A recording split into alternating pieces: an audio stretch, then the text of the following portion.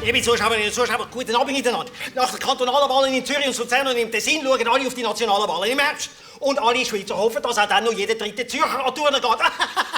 Werden die Grünliberalen beweisen, dass sie den Wald von lauter Bäumeln noch sehen, werden CVP und FDP abgestraft und kann sich die SVP mit einer Zürcher Altseniorenliste nochmal steigern. Wer wäre dann schuld? Sicher nicht die Ausländer. Spaß beiseite. Der Toni Brunner sagt, man hätte sich in Zürich auf höherem Niveau halten. Und wir wissen jetzt, dass Höchstniveau und SVP kein Gegensatz ist. Spaß daher. Zu einer tieferen Analyse begrüße ich jetzt Politologin, Autorin, Kommentatorin, Historikerin und Dozentin für politische Philosophie oder umgekehrt Regula Stempfli. Guten Abend. Mir ausreden, Herr Klöti. Also, ihr könnt doch nicht so eine Pseudo-Analyse der Wahlen im Testosteron-Kanton Zürich hinschludern, ohne die völlig falschen und total entpolitisierten Prognosen der Herren Demoskopen zu erwähnen. Darum lasst mich endlich mal eure Frage beantworten. Also, ich werde ja nicht pingelig sein, aber was habt ihr mich gefragt? Ich bin froh, dass Sie mich das fragen, weil ich habe Ihnen noch gar keine Frage gestellt. Das Fragen ist die Frömmigkeit des Denkens, hat der Martin Heidegger gesagt. Aber die verlogene Frömmigkeit, die wir uns von Männergesellschaften wie im Vatikan oder der Angst... Leider, Frau Stempfli, hat der Martin Heidegger weder für den Zürcher noch den Luzerner Kantonsrat kandidiert. CVP und BDP wollen sich jetzt ja zusammen mit den Grünliberalen radikal zur extrem zentrierten Zentrifugalmitte einmieten lassen. Heisst das, Politik wird flügeln lassen? Das Problem der Mitte ist einfach die Käuflichkeit. Und was so ein Angebot ist Prostituierung häufig die einzige Alternative.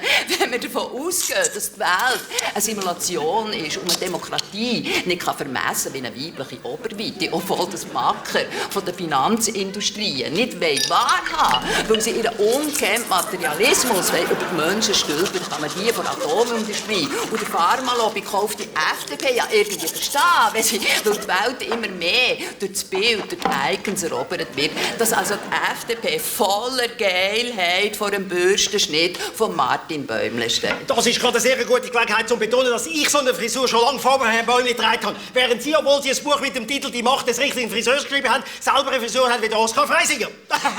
Jedenfalls ohne Rassenschwanz. Spaß beiseite. Ja nicht. Der reine Biologismus. Meine Frisur als Eigen für einen serbophilen Poet aus dem waffenstarrenden Wallis. Die agieren wie unsere entpolitisierten Posters, die mit schematischen Indikatoren ihre falschen Rankings zusammenbasteln. Ihr benehmt euch wie ein wild gewordener Grossbanker, oder, Herr Klöti? Das ist nicht sexy. Da muss ich Ihnen widersprechen. Neben meiner Frisur ist nämlich noch etwas anderes an mir. Too big to fail. Scherz beiseite.